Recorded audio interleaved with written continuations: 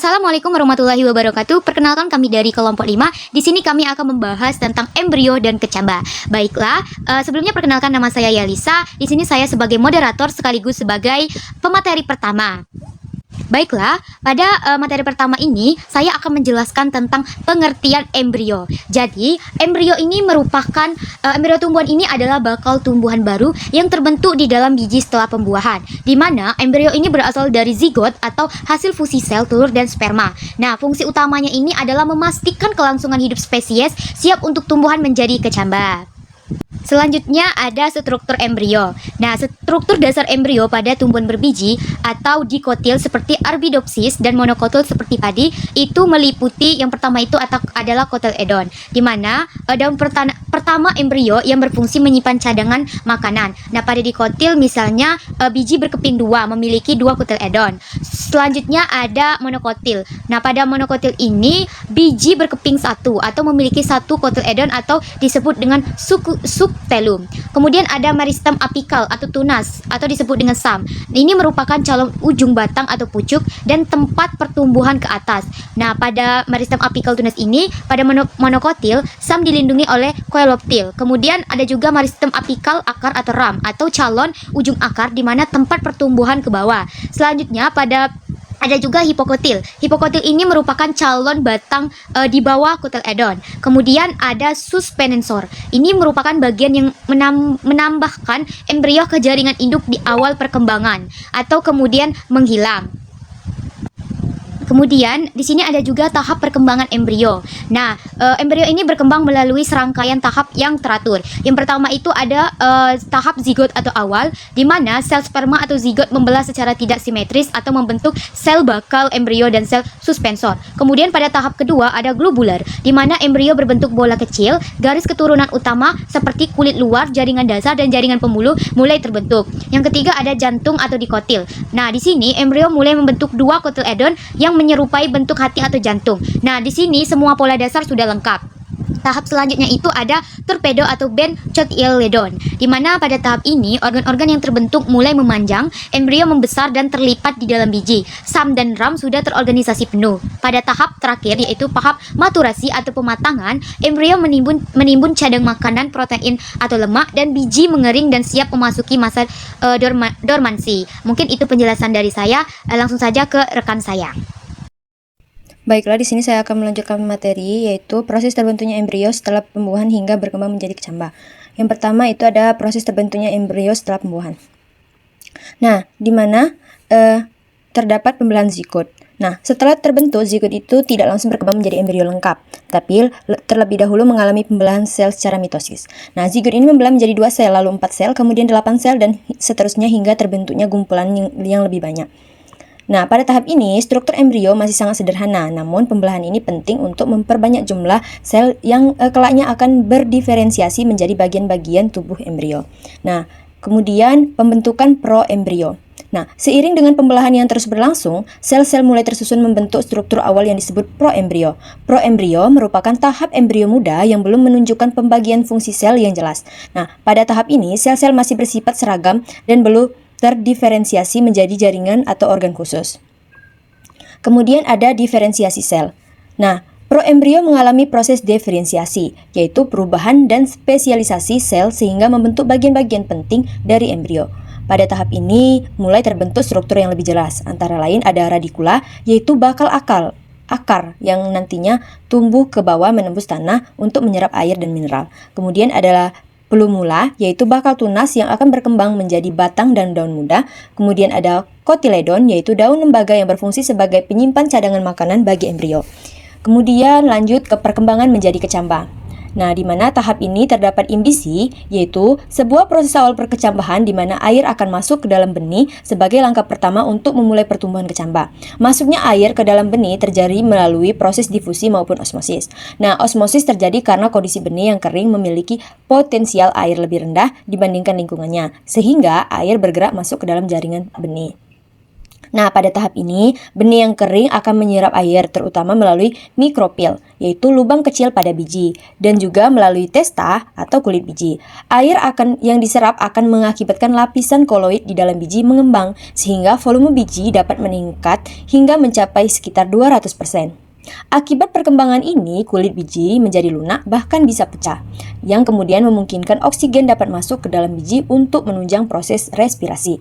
Kemudian ada pembentukan enzim, di mana masuknya air ke dalam biji akan mengaktifkan berbagai hormon, salah satunya hormon giberlin yang diproduksi oleh embrio. Hormon ini akan merangsang jaringan aleuron pada biji untuk menghasilkan enzim amilase. Enzim amilase berfungsi memecah cadang makanan berupa pati yang tersimpan di endosperma menjadi gula sederhana seperti maltosa dan glukosa.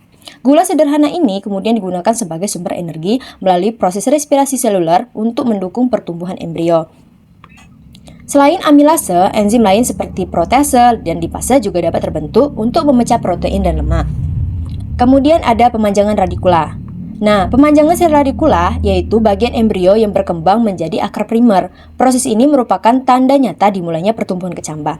Radikula yang memanjang akan menembus kulit biji dan tumbuh ke arah bawah tanah untuk mencari air dan mineral. Bersamaan dengan itu, bagian hipokotil dan plumula akan mulai berkembang menjadi batang serta daun pertama. Dengan demikian, kecambah akan memasuki fase pertumbuhan primer, yaitu pertumbuhan yang terjadi akibat aktivitas meristem apikal, sehingga tanaman muda dapat terus tumbuh menjadi individu baru yang lengkap.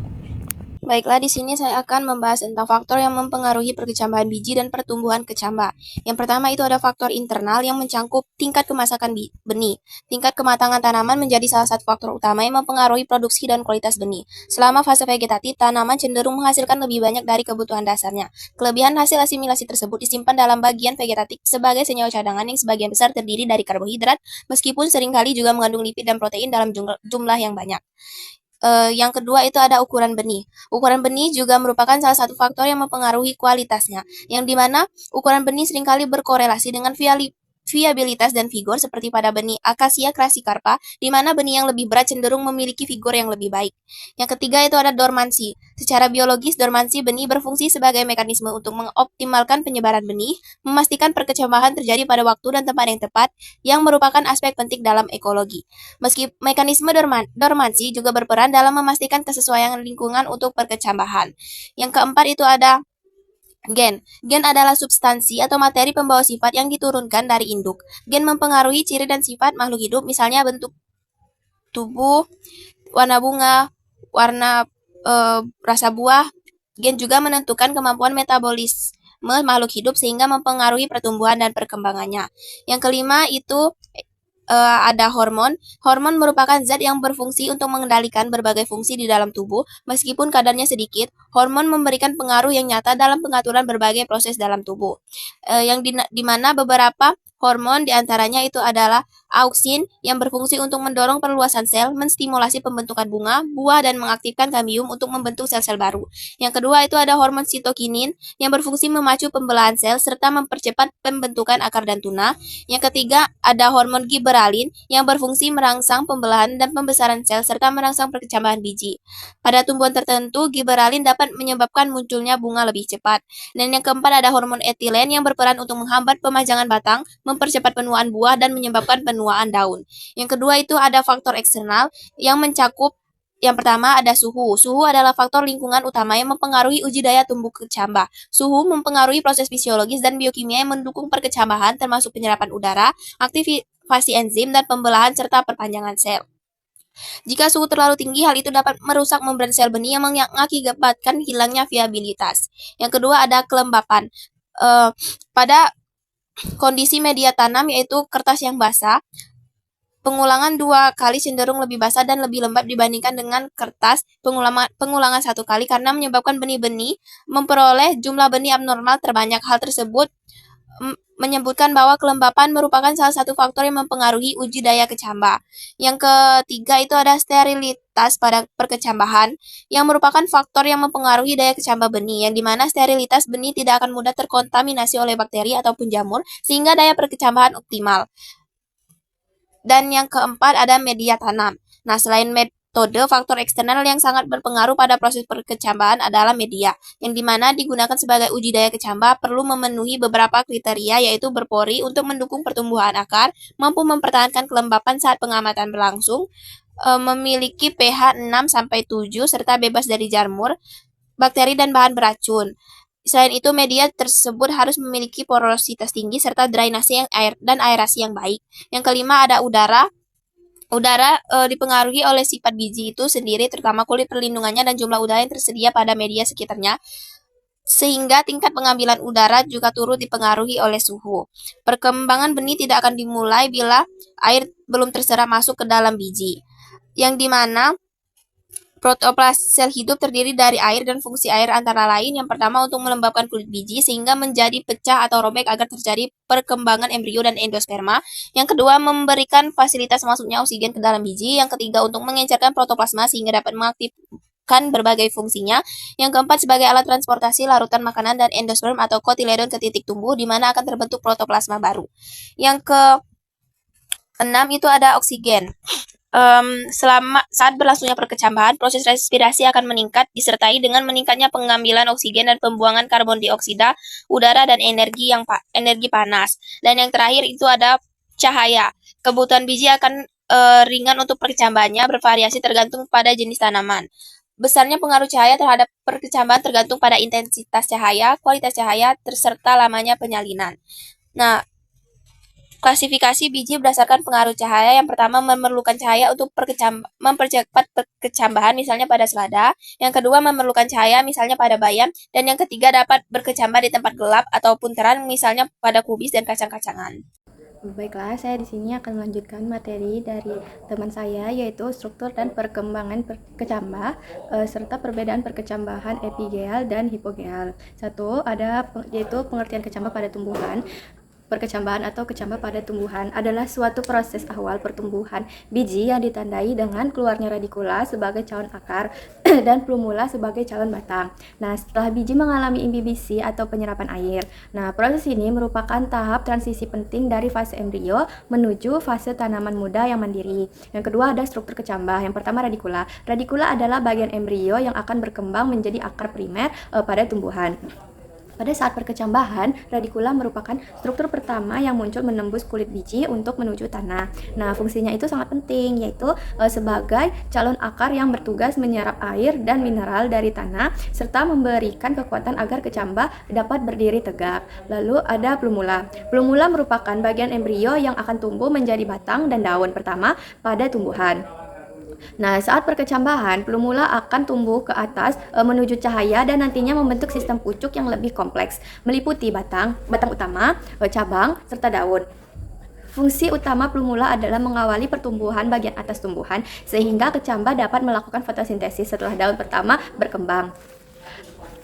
Nah, sumbu tubuh kecambah. Yang pertama ada epikotil. Epikotil adalah bagian embrio yang terletak di atas kotiledon. Bagian ini berfungsi mendorong plumula keluar dari tanah untuk tumbuh membentuk batang dan daun muda. Epikotil sangat berperan dalam jenis perkembangan perkecambahan hipogeal karena pemanjangan epikotil memungkinkan kotiledon tetap berada di dalam tanah. Yang kedua, hipokotil. Hipokotil adalah bagian embrio yang terletak di bawah kotiledon dan menyambung dengan radikula. Hipokotil berperan penting dalam jenis perkecambahan epigeal karena dengan pemanjangan hipokotil kotiledon dapat terangkat ke atas permukaan tanah. Yang ketiga ada perkembangan kecambah. Perkecambahan merupakan proses pertumbuhan dan perkembangan embrio. Hasil perkecambahan ini adalah munculnya tumbuhan dari dalam biji. Proses perubahan embrio saat perkecambahan adalah plumula, tumbuh dan berkembang menjadi batang, sedangkan radikula tumbuh dan berkembang menjadi akar. Yang pertama ada proses penyerapan air, yaitu perembesan air ke dalam benih atau imbibisi, merupakan proses penyerapan air yang berguna untuk melunakkan kulit benih dan menyebabkan pengembangan embrio dan endosperma. Proses perkecambahan dapat terjadi jika kulit benih permeabel terhadap air dan tersedia cukup air dengan tekanan osmosis tertentu. Yang kedua ada aktivasi enzim. Aktivasi enzim terjadi setelah benih berimbibisi dengan cukup. Enzim yang teraktivasi pada proses perkecambahan ini adalah enzim hidrolitik seperti amilase yang merombak amilase menjadi glukosa, ribonuklease yang merombak ribonukleotida, endobe glukanase yang merombak senyawa glukan.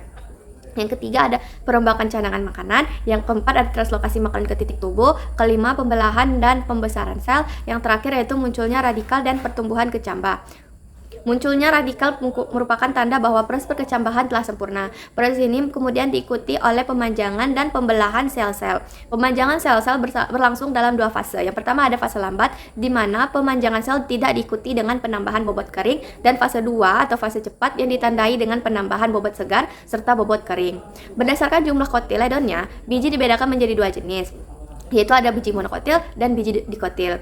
Nah, perkecambahan kotiledon, tumbuhan dikotil yang kaya akan makanan akan tetap tertinggal dalam tanah saat berkecambah. Bila perkecambahannya hipogeal, contohnya adalah kapri atau munculnya ke permukaan tanah secara epigeal. Contohnya pada kacang-kacangan lobak dan perkecambangan kecambah monokotil. Bahan makanan yang terkumpul pada biji-biji terdapat dalam endosperma, dan kegiatan utama kotiledon ialah peruraian dan translokasi cadangan makanan ini untuk pertumbuhan bibit tanaman. Pada perkecambahan jagung dan beberapa famili rerumputan, butir-butirnya mengandung perisai atau skutelum, dan sisa-sisa endosperma tetap tertinggal di dalam tanah. Yang keempat ada perkecambahan epigeal dan hipogeal. Pertama, perkecambahan epigeal. Nah, perkecambahan epigeal itu merupakan perkecambahan yang ditandai dengan bagian hipokotil terangkat ke atas permukaan tanah. Nah, hipokotil benih memanjang dan mengangkat keping biji menembus permukaan tanah. Kemudian keping biji membuka dan epikotel benih tumbuh menjadi tunas. Lalu ada perkecambahan hipogeal. Perkecambahan hipogeal merupakan perkecambahan yang ditandai dengan terbentuknya bakal batang yang muncul ke permukaan tanah. Sedangkan kotiledon tetap berada di dalam tanah. Hipokotil tetap berada di dalam tanah. Baiklah, selanjutnya kita masuk ke materi poliembrio pada biji. Nah, poliembrio adalah kondisi ketika satu biji mengandung lebih dari satu embrio yang terbentuk melalui 2 mekanisme reproduksi, yaitu amfimiksis dan apomiksis. Amfimiksis menghasilkan embrio zigotik melalui proses fertilisasi, sedangkan apomiksis menghasilkan embrio adventif tanpa fertilisasi. Biasanya berasal dari sel sinergit, nucellus atau integumen yang memiliki kemampuan regenerasi tinggi. Poliembrio juga dapat terjadi karena pemecahan zigot, perkembangan sel selain ovum menjadi embrio, atau adanya lebih dari satu kantung embrio dalam satu ovul. Fenomena ini banyak ditemukan pada tumbuhan seperti jeruk, mangga, nangka, manggis, dan duku. Dalam satu biji biasanya terdapat satu embrio zigotik dan beberapa embrio adventif yang identik dengan induknya. Baik, selanjutnya kita masuk ke proses terjadinya poliembrio dan manfaatnya.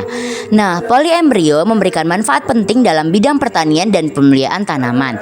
Embrio apomiktik yang dihasilkan dapat berkembang menjadi bibit yang seragam atau klonal, sehingga sifat unggul dari induk tetap dapat dipertahankan. Selain itu, poliembrio memungkinkan perbanyakkan tanaman lebih efektif karena satu biji dapat menghasilkan beberapa bibit sekaligus.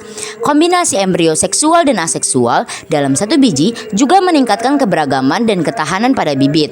Dengan demikian, poliembrio berperan besar dalam meningkatkan produktivitas, efisiensi pembibitan, serta kualitas tanaman budidaya. Baik, selanjutnya saya akan menjelaskan mengenai peranan embrio dan kecambah dalam siklus hidup tumbuhan berbiji, di mana embrio menjadi awal terbentuknya individu baru dengan memanfaatkan cadangan makanan untuk menumbuhkan akar dan pucuk pertama. Kemudian kecambah melanjutkan pertumbuhan awal melalui penyerapan hara dan mulai melakukan fotosintesis. Dan keduanya memastikan keberhasilan regenerasi dan kelangsungan hidup tumbuhan berbiji. Baik, mungkin itu saja yang dapat saya sampaikan. Saya kembalikan kepada moderator.